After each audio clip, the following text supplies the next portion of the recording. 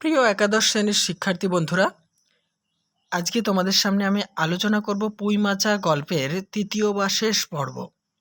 প্রথম দুটি পর্বে মোট ৮টি পৃষ্ঠা তোমাদের আমি আলোচনা করে দিয়েছি। আজকে তোমাদের জন্য ৩টি পৃষ্ঠা আলোচনা করব, অর্থাৎ শেষ ৩ পেজ আলোচনা করব। তার আগে বলি, যারা ওই ভিডিওগুলি দেখোনি অবশ্যই আমার চ্যানেলের প্লেলিস্টে আছে, তোমরা দেখে নেবে। আর আগেকার ভিডিওগুলোর প্রথম কমেন্টেও কিন্তু ওই লিঙ্ক দেওয়া আছে। আজকের ৩টি পেজ আলোচনা করার পূর্বে একটু পূর্ব কথা তোমাদেরকে জানিয়ে রাখি, মানে পূর্বে কোথায় আমি শেষ করেছিলাম। দেখো, বৈশাখ মাসের প্রথম দিকে সহায় হরির এক দুঃসম্পর্কের আত্মীয়ের ঘটকালিতে খেন্তির বিয়ে হয়ে যায়। আর খেন্তি যার সঙ্গে বিয়ে হয় তিনি হলেন দ্বিতীয়বারের মানে বিয়ে করার একটা পাত্র, মানে দ্বিতীয় পক্ষ হচ্ছে খেন্তি। এর আগেও তিনি আর একটা বিয়ে করেছিলেন। তার বয়স আনুমানিক 40-এর খুব বেশি হবে না। এইখানে আমরা শেষ করেছিলাম। এবারে আমরা ওই ছেলেটি সম্পর্কে বিস্তারিত জানব। চলো দেখে নিই আজকের পরের ক্লাসগুলি। আজকে 11 পেজ দেখো, 11 পেজটি শুরু হয়েছে। প্রথমে এখানে অন্নপূর্ণা আদৌ ইচ্ছুক ছিলেন না, মানে এই ছেলেটির হাতে বিয়ে দিতে অন্নপূর্ণা মোটেও রাজি ছিলেন না। কিন্তু পাত্রটি সঙ্গতিপন্ন মানে বিত্তবান বা ধনবান অবস্থা সম্পন্ন আর কি, টাকা পয়সা আছে, শহর অঞ্চলে বাড়ি, সিলেট, চুন ও ইটের ব্যবসায়ে 2 পয়সা নাকি করিয়াছে। এরকম পাত্র হঠাৎ মেলাও বড় দুর্ঘটনা। তাহলে কি প্রথম দিকে অন্নপূর্ণা খেন্তিকে এই দ্বিতীয় পক্ষের বিয়ে, মানে যে ছেলেটি বিয়ে করছে তার এর আগেও একবার বিয়ে হয়েছিল, এমন একটি ছেলে যার বয়সও বেশি, এই ছেলের সঙ্গে খেন্তিকে বিয়ে দিতে রাজি হয়নি। কিন্তু যেহেতু ছেলেটির অবস্থা বেশ ভালো, চুন, সিলেট এগুলো ইটের ব্যবসা রয়েছে, এজন্য দিতে এক প্রকার বাধ্য হয়। জামাইয়ের বয়স একটু বেশি। প্রথমে অন্নপূর্ণা জামাইয়ের সম্মুখে বাহির হইতে একটু সংকোচ বোধ করিতেছিলেন। তাহলে অন্নপূর্ণা জামাইয়ের সামনে বের হতে একটু সংকোচ বোধ করছিলেন কেন? যে জামাইয়ের বয়স বেশি। ঠিক আছে, এটা একটা শর্ট কোয়েশ্চেন। পরে পাছে খেন্তির মনে কষ্ট হয়, এই জন্য বরণের সময় তিনি খেন্তির সুপুষ্ট হস্তখানি ধরিয়া জামাইয়ের হাতে তুলিয়া দিলেন। চোখের জলে তাহার গলা বন্ধ হইয়া আসিল, কিন্তু বলিতে পারিলেন না। এই যে চোখের জলে তাহার গলা বন্ধ হইয়া আসিল, এখানে কার কথা বলা হয়েছে? অন্নপূর্ণার কথা। তাহলে খেন্তি বাধ্য হয়েছিলেন কেন? অন্নপূর্ণা বাধ্য হয়েছিলেন কেন যে ওই জামাইয়ের সামনে যেতে? হয়তো তার মেয়ে খেন্তির মনে কষ্ট হবে, তাই কিন্তু চোখের জলে জামাইয়ের হাতে তুলে দিয়েছিলেন খেন্তিকে। পরের লাইন, বাড়ির বাহির হইয়া আমলকি তলায় বেহারারা সুবিধা করিয়া লইবার জন্য পালকি একবার নামাইল। তাহলে বাড়ির বাইরে কোথায় বেহারারা পালকি নামিয়েছিল? আমলকি তলায়। কেন নামিয়েছিল? নিজেদের সুবিধার জন্য। অন্নপূর্ণা চাহিয়া দেখিলেন বেড়ার ধারের নীল রঙের মেদি ফুলের গুচ্ছগুলি যেখানে নত হইয়া আছে, খেন্তির কম দামের বালুচরের রাঙা চেলির আঁচলখানা পালকির বাহির হইয়া সেখানে লুটাইতেছে। তাহলে অন্নপূর্ণা দেখলেন যে বেড়ার ধারের নীল রঙের মেদি ফুলের গুচ্ছ, নীল রঙের মেদি ফুলের গুচ্ছ কোথায় হয়েছিল? বেড়ার ধারে। খেন্তির কম দামের শাড়িটির নাম কি? বালুচরের লাল রঙের চেলির শাড়ি। ঠিক আছে, আর সেই আঁচলখানা পালকির বাইরে কি করছিল? লুটিয়ে পড়ছিল। তার এই অত্যন্ত অগোছালো, নিতান্ত নিরীহ এবং একটু অধিক মাত্রায় ভোজনপটু মেয়েটিকে পরের ঘরে অপরিচিত মহলে পাঠাইতে তার বুক উদ্বেল হইয়া উঠিতেছিল। তাহলে এখানে দেখো, মাতৃস্নেহ কিন্তু অধিক মাত্রায় প্রকাশ পেয়েছে। একটা কন্যাকে পরের ঘরে পাঠাতে মায়ের হৃদয়ে যে যন্ত্রণা হয় সেটাও কিন্তু অন্নপূর্ণার হৃদয়ে যে যন্ত্রণা হয়েছে সেটা আমাদের গল্পকার এখানে তুলে ধরেছেন। অন্নপূর্ণার একটা দুশ্চিন্তার কারণ হয়েছে যে তার মেয়ে একটু অগোছালো টাইপের আর অত্যন্ত নিরীহ স্বভাবের, হ্যাঁ, কিন্তু ভোজনপটু মানে খাদ্যরসিক। এই অপরিচিত ঘরে পাঠাতে অন্নপূর্ণার কি হলো, বুক উদ্বেল হইয়া উঠিতেছিল। উদ্বেল মানে হচ্ছে ব্যাকুল। খেন্তিকে কি অপরে ঠিক করিয়া মানে অপরে ঠিক বুঝিবে, এই যে একটা দুশ্চিন্তা যে এরকম একটা মেয়ে যে নিরীহ শান্ত স্বভাবের, তারপরে একটু খাদ্যরসিক, খেতে ভালোবাসে, একটু অগোছালো ধরনের, এই মেয়েকে কি শ্বশুর ঘরের মানুষজনেরা ঠিকমতো বুঝবে, তার মন বুঝবে, এই নিয়ে কিন্তু খেন্তির মা অর্থাৎ অন্নপূর্ণা একটু টেনশানে ছিলেন। যাইবার সময়ে খেন্তি চোখের জলে ভাসিতে ভাসিতে সান্ত্বনার সুরে বলিয়াছিল, মা, আষাঢ় মাসেই আমাকে এনো, বাবাকে পাঠিয়ে দিও, 2 মাস তো। তাহলে মা যখন কান্না করছিল তখন খেন্তি তার মাকে বলেছিল যে আষাঢ় মাসেই আমাকে আনতে বাবাকে পাঠিয়ে দিও, মাত্র তো 2 মাস। ও পাড়ার ঠান দিদি বলিলেন, তোর বাবা তোর বাড়ি যাবে কেন রে, আগে নাতি হোক তবে তো। তাহলে তোর বাবা তোর বাড়ি যাবে কেন রে, আগে নাতি হোক তবে তো, এই কথাটি কে বলেছিল? ও পাড়ার ঠান দিদি। নেক্সট, খেন্তির মুখ লজ্জায় রাঙা হইয়া উঠিল। কার কথায় খেন্তির মুখ লজ্জায় রাঙা হয়ে উঠেছিল? ও পাড়ার ঠান দিদির কথায়। জল ভরা ডাগর চোখের উপর একটুখানি লাজুক হাসির আভা মাখাইয়া সে একগুঁয়েমি সুরে বলিল, না, যাবে না বই কি, দেখো তো কেমন না যায়। একটা আবেগ ভরা চোখে খেন্তি বলেছিল, অবশ্যই যাবে বাবা, কেন যাবে না, দেখবো তো কেমন না যেয়ে থাকতে পারে। দেখো, খেন্তির বিয়ে হয়ে শ্বশুরবাড়ি চলে গেছে। তারপরে ফাল্গুন চৈত্র মাসের ঘটনা বলছে, ফাল্গুন চৈত্র মাসের বৈকাল বেলা উঠানের মাচায় রৌদ্রে দেওয়া আমসত্ত্ব তুলিতে তুলিতে অন্নপূর্ণার মন হু হু করিত। তাহলে কোন মাসে আমসত্ত্ব তোলার সময় অন্নপূর্ণার মন হু হু করত? ফাল্গুন চৈত্র মাসে। তার অনাচারী লোভী মেয়েটি আজ বাড়িতে নাই যে, কোথা হইতে বেড়াইয়া আসিয়া লজ্জাহীনার মতন হাতখানি পাতিয়া মিনতির সুরে অমনি বলিবে, মা, বলবো একটা কথা। দেখো, এই বানানটা ভুল, এই বইয়ে অজস্র বানান ভুল। এখানে হবে মা, বলবো একটা কথা, কিন্তু এখানে দেওয়া আছে কোথা। ওই কোনটা ছিঁড়ে একটুখানি, তার মানে ফাল্গুন চৈত্র মাসে বিকেলে উঠানের মাচায় যখন আমসত্ত্ব তুলতে যেত অন্নপূর্ণা, তখন কোথা থেকে খেন্তি দৌড়ে এসে কি করত, মাকে বলতো মিনতির সুরে, রিকোয়েস্ট করে, অত্যন্ত নরম সুরে, মা, একটু ওই আমসত্ত্বর কোন ছিঁড়ে আমাকে দেবে, এরকম একটা কথা বলতো। পরের লাইন, 1 বছরের উপর হইয়া গিয়াছে, পুনরায় আষাঢ় মাস, বর্ষা বেশ নামিয়াছে। ঘরের দাওয়ায় বসিয়া সহায় হরি প্রতিবেশী বিষ্ণু সরকারের সহিত কথা বলিতেছেন। তাহলে খেন্তির বিয়ে বৈশাখ মাস পেরিয়ে পরের আষাঢ় মাসে পড়েছে, বর্ষা প্রবল বেগে নেমেছে। বারান্দায় বসে সহায় হরি কী করছে, তার প্রতিবেশী বিষ্ণু সরকারের সাথে কথাবার্তা বলছেন। সহায় হরি তামাক সাজিতে সাজিতে বলিলেন, ও তুমি ধরে রাখো, ওরকম হবেই দাদা, আমাদের অবস্থার লোকের ওর চেয়ে ভালো কি আর জুটবে। তার মানে এখানেও বোঝা যাচ্ছে যে বিষ্ণু সরকারেরও মেয়ে আছে, সেই মেয়ের বিয়ের ব্যাপারে দেনা পাওনা সংক্রান্ত কথাবার্তা আলোচনা হচ্ছে সহায় হরি এবং বিষ্ণু সরকারের মধ্যে। পরের লাইন দেখো, বিষ্ণু সরকার তালপাতার চাটাইয়ের উপর উবু হইয়া বসিয়াছিলেন। বিষ্ণু সরকার কিসের ওপর বসেছিলেন? তালপাতার চাটাইয়ের উপর উবু হয়ে। দূর হইতে দেখিলে মনে হইবার কথা তিনি রুটি করিবার জন্য ময়দা চটকাইতেছেন। তাহলে তিনি বলতে কাকে বোঝানো হয়েছে? বিষ্ণু সরকারকে।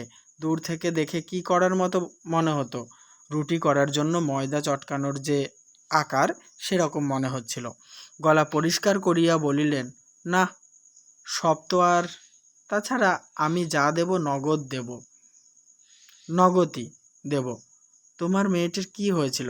তাহলে এতক্ষণ ওই বিষ্ণু সরকার তার মেয়েকে হয়তো বিয়ে দেওয়ার জন্য কোনো এক পাত্র ঠিক করছেন বা করবেন, এমতো অবস্থায়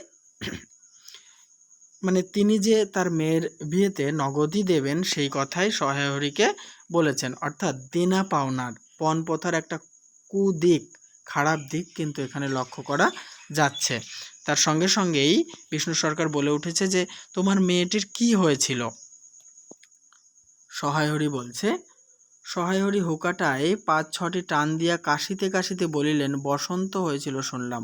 তাহলে খেন্তির কি হয়েছিল? বসন্ত হয়েছিল। ব্যাপার কি দাঁড়ালো বুঝলে? মেয়ে তো কিছুতে পাঠাতে চায় না।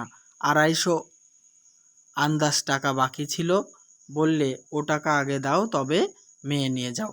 তাহলে এখানে আমরা কিন্তু তৎকালীন সময়ের পণ প্রথার যে কুফল, পণ প্রথার যে ভয়ঙ্করতা, সেই দিকটি এখানে আমরা লক্ষ্য করছি। যে যৌতুকের পণের ২৫০ টাকা বাকি ছিল, খেন্তির যার সঙ্গে বিয়ে হয়েছিল তাকে হয়তো পণ দেওয়ার জন্য ২৫০ টাকা বাকি ছিল, সেই ২৫০ টাকা দিতে পারেনি বলে খেন্তিকে কিন্তু বাবার ঘরে পাঠাতে তারা রাজি হয়নি। বলেছে ২৫০ টাকা আগে দাও তবে মেয়েকে আমরা ছাড়ব। পরের লাইনে দেখো, একেবার চামার। চামার মানে ছোট লোক, মানে যাদের মায়া দয়া একেবারে কিছু নেই, খুব কৃপণ, তাদেরকে চামার বলা হয়। তারপর বললাম টাকাটা ভাইয়া ক্রমে ক্রমে দিচ্ছি। তাহলে সহায় হরি সেই বর পণের ২৫০ টাকা কেমনভাবে দিতে চেয়েছিল? ক্রমে ক্রমে, অর্থাৎ ধীরে ধীরে। পুজোর তত্ত্ব কম করেও ৩০টে টাকার কমে হবে না ভেবে দেখলাম কি না। তাহলে পুজোয় জামাই মেয়েকে বা শ্বশুর বাড়িতে যে তত্ত্ব পাঠাবে বা কেনাকাটা করে পাঠাবে, সেটা করতে খরচ কত হবে? আনুমানিক ৩০ টাকা। মেয়ের নানা নিন্দে ওঠালে, মানে খেন্তি সম্পর্কে তার শ্বশুরবাড়ির লোকেরা নানা রকমের নিন্দা করতে শুরু করলো। ছোট লোকের মেয়ের মতো চলে, হাবাতে ঘরের মতো খায়, আরও কত কি। তাহলে খেন্তি সম্পর্কে কি বলল? যে খেন্তি হচ্ছে ছোট লোকের মেয়ের মতন চলাফেরা করে আর হাবাতে ঘরের মতো খায়। পৌষ মাসে দেখতে গেলাম। তাহলে সহায় হরি খেন্তিকে দেখতে মানে খেন্তির শ্বশুর বাড়িতে কি মাসে গিয়েছিলেন? পৌষ মাসে। মেয়েটাকে ফেলে থাকতে পারতাম না। সহায়রী হঠাৎ কথা বন্ধ করিয়া জোরে মিনিট কতক ধরিয়া হুকায় টান দিতে লাগিলেন। কিছুক্ষণ দুজনের কোনো কথা শোনা গেল না। এই দুজন কারা? কিছুক্ষণ যাদের কথা শোনা গেল না তারা হলো সহায় হরি এবং বিষ্ণু সরকার। অল্পক্ষণ পরে বিষ্ণু সরকার বলিলেন, তারপর? এখানে মূলত খেন্তির বিয়ের পরবর্তী সময়ে কি কি ঘটনা ঘটেছিল সেই বর্ণনাটা দেওয়া হয়েছে। দেখো, আমার স্ত্রী অত্যন্ত কান্নাকাটি করতে পৌষ মাসে দেখতে গেলাম। তাহলে পৌষ মাসে সহায় হরি খেন্তির বাড়িতে দেখতে গিয়েছিলেন কেন? অন্নপূর্ণা অত্যন্ত কান্নাকাটি শুরু করেছিল খেন্তির জন্য। মেয়েটার যে অবস্থা করেছে, শাশুড়িটা শুনিয়ে শুনিয়ে বলতে লাগলো, না জেনে শুনে ছোট লোকের সঙ্গে কুটুম্বিতা করলেই এরকম হয়। কুটুম্বিতা শব্দের অর্থ হচ্ছে আত্মীয়তা বা বৈবাহিক সম্পর্কে, বিয়ের সম্পর্কে যে আত্মীয়তা হয় সেরকম। যেমনি মেয়ে তেমনি বাপ। পৌষ মাসের দিনে মেয়ে দেখতে এলেন শুধু হাতে। তাহলে এই ক্ষেত্রে কিন্তু সহায় হরিকেও ছোট করেছেন খেন্তির শাশুড়ি। কেন? সহায় হরিকে পৌষ মাসে দেখতে গেছে, সহায় হরি মেয়েকে পৌষ মাসে দেখতে গেছে একদম খালি হাতে, কিছুই নিয়ে যায়নি। পরে বিষ্ণু সরকারের দিকে চাহিয়া বলিলেন, বলি আমরা ছোট লোক কি বড় লোক, তোমার তো সরকার খুড়ো জানতে বাকি নেই। বলি পরমেশ্বর চাটুর্যের নামে নীলকুঠির আমলে এ অঞ্চলে বাঘে গরুতে এক ঘাটে জল খেয়েছে। দেখো, এখানে বলা নেই, তবুও পরমেশ্বর চাটুর্য সম্ভবত এই সহায় হরির বাবা। ঠিক আছে?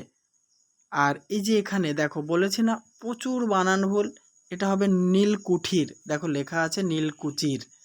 হ্যাঁ, তাহলে পরমেশ্বর চাটুর্যে সহায় হরির বাবা, তার আমলে এতটাই হাক ডাক ছিল, প্রতিপত্তি ছিল, সহায় হরিদের এতটাই দাপট ছিল যে বাঘে গরুতে এক ঘাটে জল খেত। আজ না হয় আমি প্রাচীন, অর্থাৎ আজকে আমার দুর্দিন, আমি আজকে পুরনো হয়ে গেছি, আমার টাকা পয়সা নেই, আমি আজকে সমাজে ব্রাত্য হয়ে আছি, অচ্যুত হয়ে আছি। আভিজাত্যের গৌরবে সহায় হরি শুদ্ধস্বরে হাহা করিয়া খানিকটা শুষ্ক হাস্য হাসিল করিলেন। তাহলে আভিজাত্যের গৌরবে, আভিজাত্য মানে উচ্চ বংশমর্যাদাবোধ, ঠিক আছে, এই উচ্চ বংশমর্যাদাবোধের গৌরবে সহায়রে কী করলেন, শুদ্ধস্বরে হাহা করিয়া একটি শুষ্ক হাস্য করিলেন। তারপরে দেখো, বিষ্ণু সরকার সমর্থন সূচক একটা অস্পষ্ট শব্দ করিয়া বার কত ঘাড় নাড়িলেন। বিষ্ণু সরকার কি বাবদে ঘাড় নেড়েছে, যে ওই পরমেশ্বর চাটুর্যের সময় যে তাদের যে প্রতিপত্তি ছিল, তাদের মানে তার শাসনে যে বাঘে গরুতে এক ঘাটে জল খেত, এটা কিন্তু বিষ্ণু সরকার জানে। তাই এখানে মূলত সহায় হরিরা যে ছোট লোক নয়, হা ঘরের নয়, হাবাতে ঘরের নয়, সেটা প্রমাণ করার জন্যই, বংশমর্যাদা দেখানোর জন্য এ কথাগুলি বলেছেন। আর সেই সঙ্গে বিষ্ণু সরকার কিন্তু সমর্থন জানিয়েছে। তারপর ফাল্গুন মাসেই তার বসন্ত হলো। তাহলে খেন্তির কোন মাসে বসন্ত হয়েছিল? ফাল্গুন মাসে। এমন চামার বসন্ত গায়ে বেরুতেই টালায় আমার এক দুঃসম্পর্কের বোন আছে, একবার কালীঘাটে পুজো দিতে এসে তার খোঁজ পেয়েছিল, তারই ওখানে ফেলে রেখে গেল আমায় একটা সংবাদ, না কিছু, তারা আমায় সংবাদ দেয়, তা আমি গিয়ে, দেখো এখানে অনেকগুলো শর্ট কোয়েশ্চেন আছে। বসন্ত, খেন্তির যখন বসন্ত হলো তখন তাকে কোথায় রাখা হয়েছিল? টালায়। টালায় কার বাড়িতে রাখা হয়েছিল? যে সহায় হরির এক দুঃসম্পর্কের বোন ছিল, সেই বোনের বাড়িতে। আর সেই টালায় যে সহায় হরির দুঃসম্পর্কের বোনের বাড়ি, এই খোঁজটা পাত্রপক্ষ কিভাবে পেয়েছিল?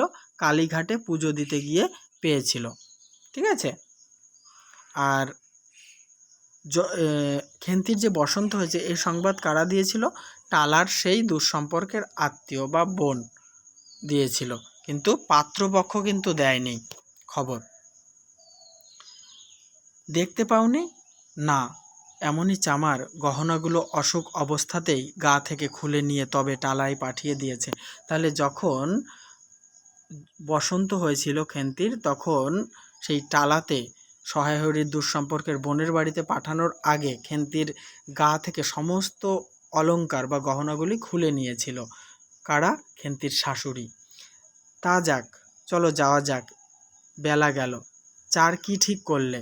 পিঁপড়ের টোপে মুড়ির চার তো সুবিধে হবে না। তাহলে এখানে কথোপকথন শেষ করে সহায় হরি এবং বিষ্ণু সরকার যাওয়ার জন্য উঠে পড়ল। তাহলে তারা হয়তো মাছ ধরতে যাবে, তাই মাছ ধরার ক্ষেত্রে কোন চার ঠিক করবে? মানে চার মানে টোপ, হ্যাঁ, পিঁপড়ের টোপের সাথে মুড়ির চার ঠিক মতো মাছে খায় না, তাই বলছে সুবিধে হবে না। নেক্সট, তারপর কয়েক মাস কাটিয়া গিয়াছে, আজ আবার পৌষ পার্বণের দিন। দেখো, গত পৌষ পার্বণের কথা আমি আগের পর্বে বলেছি, 1 বছর পরে আবার পৌষ পার্বণ ফিরে এসেছে। এবার পৌষ মাসের শেষাশেষি এত শীত পড়িয়াছে যে এরূপ শীত তাহারা কখনো জ্ঞানে দেখেন নাই। মানে প্রচণ্ড শীত পড়েছে এই পৌষ মাসে, সেরকমই বর্ণনা এখানে দেওয়া হচ্ছে। সন্ধ্যার সময় রান্নাঘরের মধ্যে বসিয়া অন্নপূর্ণা সরু চাকলি পিঠের জন্য চালের গুঁড়া তৈয়ারি করিতেছেন। দেখো, সরু চাকলি পিঠে, এই যে সরু চাকলি হচ্ছে এক ধরনের পিঠে যেটা আমাদের পশ্চিমবঙ্গে খুব প্রচলিত আছে। বিউলির ডাল আর চাল দিয়ে তৈরি করা হয় এই সরু চাকলি পিঠে। এটা বানানোর জন্য চালের গুঁড়ো গোলা তৈরি করছিল অন্নপূর্ণা। কোথায় বসে? রান্নাঘরে বসে। সাথে কে ছিল? পুটি ও রাধি উনানের পাশে বসিয়া আগুন পোহাইতেছে। তাহলে পুটি আর রাধি কোথায় বসেছিল? ওই মা পিঠে বানাচ্ছিল, আর পুটি এবং রাধি উনুনের পাশে বসেছিল। রাধি বলিতেছে, আর একটু জল দিতে হবে মা, অত ঘন করে ফেললে কেন? তাহলে এই কথার বক্তাকে, আর একটু জল দিতে হবে মা, অত ঘন করে ফেললে কেন, এই কথার বক্তা হচ্ছে রাধি। পুটি বলিল, আচ্ছা মা, ওতে একটু নুন দিলে হয় না? দেখো, এই যে কোটেশনের এই লাইনগুলো তুলে কিন্তু তোমাদের প্রশ্ন হতে পারে। হ্যাঁ, আচ্ছা মা, ওতে একটু নুন দিলে হয় না? আলোচ্য উক্তিটির বক্তাকে পুটি। নেক্সট, ও মা, দেখো মা, রাধির দোলায় কোথায় ঝুলছে, এক্ষুনি ধরে উঠবে। তাহলে পুটি বলছে রাধির দোলায়, দোলায় মানে হচ্ছে শীতের 2 স্তর বিশিষ্ট এক রকমের পোশাক, এটা আমি আগেই বলেছি। সেটা ঝুলছিল। তাই দেখো, অন্নপূর্ণা বলিয়া উঠিলেন, সরে এসে বসো মা, আগুনের ঘাড়ে গিয়ে না বসলে কি আগুন পোহানো হয় না? অন্নপূর্ণা বলছে সরে এসে বসতে। এদিকে আয়, গোলা তৈয়ারি হইয়া গেল। খোলা আগুনে চড়াইয়া অন্নপূর্ণা গোলা ঢালিয়া মুচি দিয়া চাপিয়া ধরিলেন। তাহলে যখন গোলা বানানো, অর্থাৎ সরু চাকলি পিঠে বানানোর যে গোলা তৈরি, সেটা কমপ্লিট হয়ে গেছে, তখন সেই গোলা ঢেলে আগুনের মানে খোলার উপরে ঢেলে, মানে সাঁচে ঢেলে কি দিয়ে চেপে ধরেছিলেন? মুচি দিয়ে। দেখিতে দেখিতে মিঠে আঁচে পিঠে টোপরের মতো ফুলিয়া উঠিল। তাহলে সরু চাকলি পিঠে তৈরি হতে শুরু করলো। পুটি বলিল, মা দাও, প্রথমে পিঠেখানা কানাচে সারা ষষ্ঠীকে ফেলে দিয়ে আসি। তাহলে প্রথম যে মানে সাঁচে পিঠেটা হয় আমাদের বাঙালি হিন্দু ঘরে, সেটা কিন্তু প্রথম খোলার যে পিঠে, সেটাকে সারা ষষ্ঠীকে ফেলে দিয়ে আসতে হয়। সারা ষষ্ঠী হচ্ছে তোমার শেওড়া গাছ, ঠিক আছে? গ্রাম বাংলায় যে শেওড়া গাছ আছে, সেই শেওড়া গাছটা কিন্তু সারা নামে পরিচিত। আর ষষ্ঠী হচ্ছে সন্তান সন্ততির যে রক্ষা করা, তার দেবতার নাম হচ্ছে ষষ্ঠী। আর এই যে শেওড়া গাছ, একটা প্রচলিত ধ্যান ধারণা আছে যে এই শেওড়া গাছ বা সারা গাছে বন দুর্গা অবস্থান করে। বন দুর্গা মানে বনের দেবী একটা, ঠিক আছে? সেই হিসাবে পৌষ মাসের দিনে যে সন্তানের মঙ্গল কামনা, সেই মঙ্গল কামনার জন্য শেওড়া গাছ বা সারা গাছের তলায় কিন্তু ষষ্ঠীকে প্রথম পিঠে দিয়ে আসতে হয়। এই রীতিটা আমাদের বাঙালি ঘরে আজও প্রচলিত আছে। অন্নপূর্ণা বলিলেন, একা যাস নে, রাধিকে নিয়ে যা। তাহলে অন্নপূর্ণা পুটিকে একা যেতে নিষেধ করেছে, রাধিকে নিয়ে যেতে বলেছে। নেক্সট দেখো, খুব জ্যোৎস্না উঠিয়াছিল, বাড়ির পিছনে সারা গাছের ঝোপের মাথায় তেলাকুচা লতার থলো থলো সাদা ফুলের মধ্যে জ্যোৎস্না আটকিয়া রহিয়াছে। তাহলে ওই সারা ষষ্ঠীকে পিঠে দিতে যাবে, সেই রাত্রিটা চন্দ্রালোকিত ছিল, প্রচণ্ড জ্যোৎস্না উঠেছিল। বাড়ির পিছনে সারা গাছ মানে শেওড়া গাছ, সেই ঝোপের মাথায় ছিল তেলাকুচা, মানে আমরা যেটাকে তেলাকুচো পাতা বলি, সেই লতার থলো থলো মানে থোকা থোকা সাদা ফুলের মধ্যে জ্যোৎস্না আটকিয়া রহিয়াছে, মানে জ্যোৎস্না যেন সেখানে সমস্ত কিছু আটকে পড়েছে। পুটি ও রাধি খিড়কি দোর খুলিতেই একটা শিয়াল শুকনো পাতায় খসখস করিতে করিতে ঘন ঝোপের মধ্যে ছুটিয়া পালাইল। তাহলে পুটি এবং রাধি খিড়কি মানে পেছনের দরজা যখনই খুললো, তখন কে পালিয়ে গেল? একটা শেয়াল। পুটি পিঠেখানা জোর করিয়া ছুঁড়িয়া ঝোপের মাথায় ফেলিয়া দিল। তাহলে কে পিঠে ঝোপের মাথায় ফেলে দিয়েছিল? উত্তর হবে পুটি।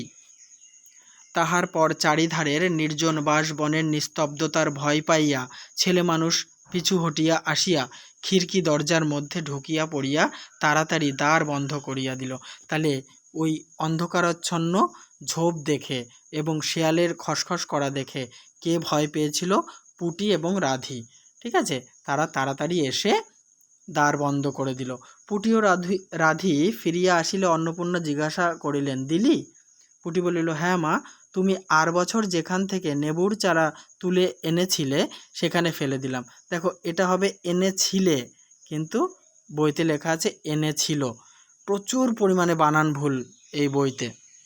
তাহলে গত বছর যেখান থেকে অন্নপূর্ণা মানে নেবুর বলা হয়েছে, এটা নেবুর একটা বিকৃত উচ্চারণ, তা লেবুর চারা তুলে এনেছিল সেখানেই ফেলে দিয়ে এসেছে। পরের লাইন, তারপর সে রাতে অনেকক্ষণ কাটিয়ে গেল, পিঠে গড়া প্রায় শেষ হইয়া আসিয়াছে। রাতও তখন খুব বেশি। জ্যোৎস্নার আলোয় বাড়ির পিছনের বনে অনেকক্ষণ ধরিয়া একটা কাঠঠোকরা পাখি ঠক্কর শব্দ করিতেছিল, তাহার স্বরটাও যেন তন্দ্রালু হইয়া পড়িয়াছে। দুই বোনের খাইবার জন্য কলার পাতা চিরিতে চিরিতে পুটি অন্যমনস্কভাবে হঠাৎ বলিয়া উঠিল, দিদি বড় ভালোবাসত। তাহলে কি, একটা ঘন অন্ধকারের রাত্রের কথা এখানে বলা হয়েছে। অনেক রাত পর্যন্ত পিঠে তৈরি হয়েছে। অবশেষে একটা কাঠঠোকরা পাখির সেই বন জঙ্গল থেকে কাঠ ঠোকরানোর শব্দ ভেসে আসছিল। সেও যেন ক্লান্ত হয়ে ঘুমে আচ্ছন্ন হবার মতো ঘুমের কোলে ঢলে পড়তে চায়। কে? না, কাঠঠোকরা পাখি। হঠাৎ দুই বোন যখন খেতে বসেছে কলার পাতায়, তখন পুঁটি অন্যমনস্কভাবে বলে উঠল, দিদি বড় ভালোবাসতো। দেখো এখানে দিদির প্রতি বোনেরও কিন্তু একটা যে মায়া মমতা এবং ভালোবাসা, সেই দিকটাও প্রকাশ পেয়েছে। মানে দিদি কি ভালোবাসতো? পিঠে খেতে ভালোবাসতো। তিনজনেই খানিকক্ষণ নির্বাক হইয়া বসিয়া রহিল। এই তিনজন কারা? মা অন্নপূর্ণা, তারপরে দুটো মেয়ে পুটি এবং রাধি। তাহার পরে তাহাদের তিনজনেরই দৃষ্টি কেমন করিয়া আপনা আপনি উঠানের এক কোণে আবদ্ধ হইয়া পড়িল। তাহলে এই তিনজনাই চুপচাপ বসে থাকলো এবং হঠাৎ করে তাদের দৃষ্টি উঠোনের এক কোণায় চলে গেল। সেখানে তারা কি দেখতে পেল? যে সেখানে বাড়ির সেই লোভী মেয়েটির লোভের স্মৃতি পাতায় পাতায় শিরায় শিরায় জড়াইয়া তাহার কত সাধের নিজের হাতে পোতা পুঁই গাছটি মাচা জুড়িয়া বাড়িয়া উঠিয়াছে। খেন্তি যে পুঁই গাছের চারা পুঁতেছিল গত বছরে, সেই সরু লিকলিকে একেবারে শীর্ণকায় যে পুঁই গাছের চারা, যেটা কঞ্চি বেয়ে উঠেছিল, সেই চারাটা দিকে তাকিয়ে রইল মা এবং দুই মেয়ে। বর্ষার জল ও কার্তিক মাসের শিশির লইয়া কচি কচি সবুজ ডগাগুলি মাচাতে সব ধরে নাই, মাচা হইতে বাহির হইয়া দুলিতেছে। তাহলে কি? বর্ষার জল আর কার্তিক মাসের শিশির পেয়ে সেই খেন্তির লাগানো বা পোতা শীর্ণকায় সরু লিকলিকে যে ইয়েটা ছিল, তোমার পুঁই গাছটি ছিল, সেটা বর্ষার জল আর কার্তিক মাসের শিশিরে এত সুন্দর পুষ্ট হয়ে গেছে যে এত পরিমাণে সেই গাছের চারা থেকে আরও ডালপালা বেরিয়েছে এবং লকলকে হয়ে গেছে যে মাচাতে ধরছে না। ঠিক আছে? মাচা হইতে বাহির হইয়া দুলিতেছে। সুপুষ্ট নধর, সুপুষ্ট মানে একদম নাদুস নুদুস হয়ে উঠেছে। নধর, নধর শব্দের অর্থ হচ্ছে গোলগাল বা স্বাস্থ্যবান, প্রবর্ধমান, জীবনের লাবণ্যে ভরপুর। তাহলে লাবণ্য মানে সুন্দর বা নমনীয়, ঠিক আছে? আর যেন একটা আগামী দিনের জীবনের চিহ্ন হিসাবে, এই স্মৃতি হিসাবে খেন্তির পোতা এই পুঁই গাছটি সকলের জন্য রয়ে গেল। যেটা আগে শীর্ণকায় ছিল, রুগ্ন ছিল, সেটা কার্তিক মাসের বর্ষার জল এবং কার্তিক মাসের আষাঢ় মাস বা শ্রাবণ মাসে বর্ষার জল পেয়ে এবং কার্তিক মাসের শিশির পেয়ে এমনভাবে লকলকিয়ে উঠেছে যেটা মাচায় ধরছে না। সেটা সুপুষ্ট, নধর, প্রবর্ধমান জীবনের একটা চিহ্ন হিসাবে থেকে গেল। তাহলে বন্ধুরা, আমি পুঁই মাচা গল্পটি 3টি পর্বে আলোচনা সমাপ্ত করলাম। পুঁই মাচা গল্প থেকে আমি যতগুলো পর্বে প্রশ্ন উত্তর দিয়েছি, তোমাদের টেনশন করার কোনো কারণ নেই। 100% তোমরা কমন পাবে। এই তৃতীয় পর্বেও আমি প্রথম কমেন্টে সেই লিঙ্কগুলি দিয়ে দেবো তোমাদের প্রথম সেমিস্টারে। অবশ্যই ভিডিওতে লাইক, কমেন্ট এবং শেয়ার করো। চ্যানেলটিতে নতুন হলে সাবস্ক্রাইব করে অল করে দিও।